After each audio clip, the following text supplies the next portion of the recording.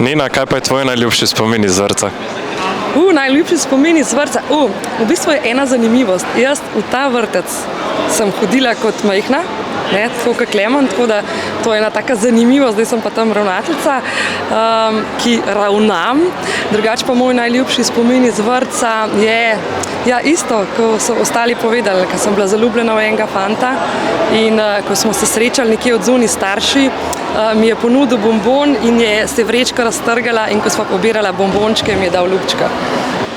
V bistvu to, da je eno kuglo pojedel, ker sem bil majhen, tako veliko kuglo, pa so mogli pa dati pač ga na glavo, kao zato, da je kugla ven prišla. Ne, ni bil to najlepši, ampak tako najbolj nor. Ampak najlepši spomin ima, ful manj lepe spomine v bistvu z vrtcev, tudi tega, da sem zbežal iz njega. Ampak na lep način, seveda. Sladoled. Punce.